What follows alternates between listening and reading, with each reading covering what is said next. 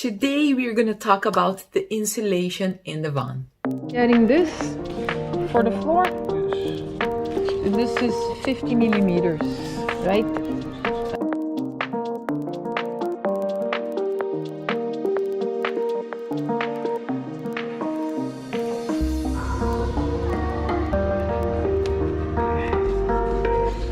Let's go.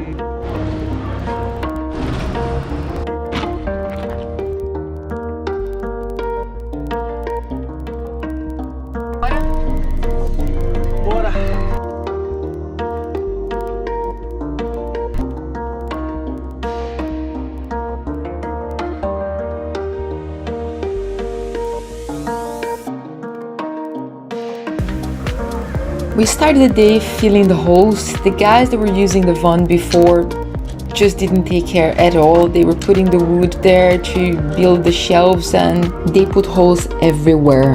So we needed to fix this before to start building the floor. At the end, it was good to have some time to make sure the leak we fixed last week on the wall was okay before putting the end of the sound deadening on the wall. We bought this silver tape that is used to seal the joints between the pieces of sound deadener upon its installation. Legend has it, it will help to control the temperature, moisture and the condensation as well.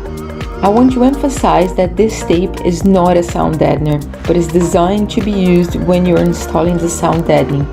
I'm gonna put the link in the description.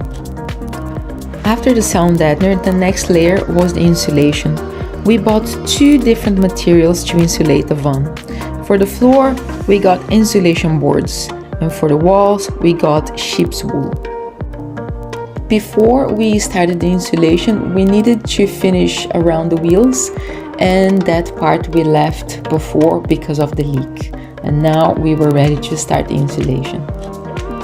A third layer you normally put on your walls is the vapor barrier.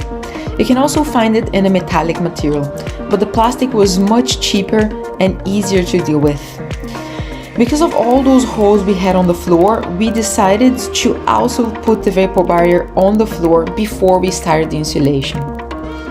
And then the work really started. Davy started cutting the plywood we had from the shelves that came with the van. The only thing we had was a saw and the drill. Honestly, it makes it harder to not have the proper tools, but we didn't even have space to work. We were taking everything from the van every day before working and putting everything back in.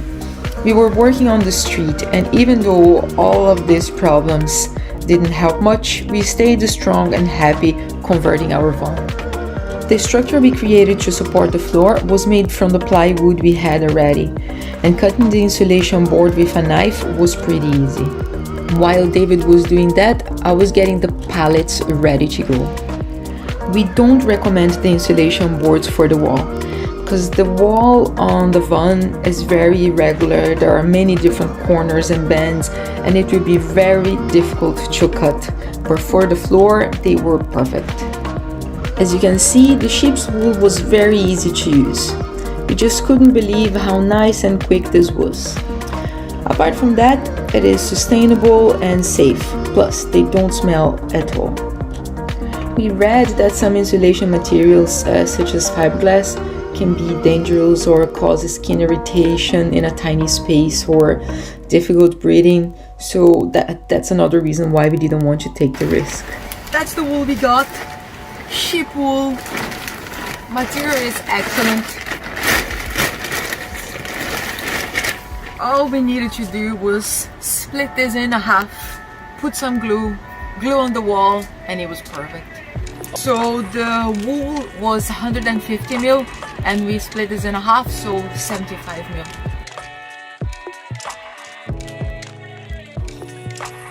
I'm gonna talk a little bit more about the insulation boards on the video where we actually finished the floor.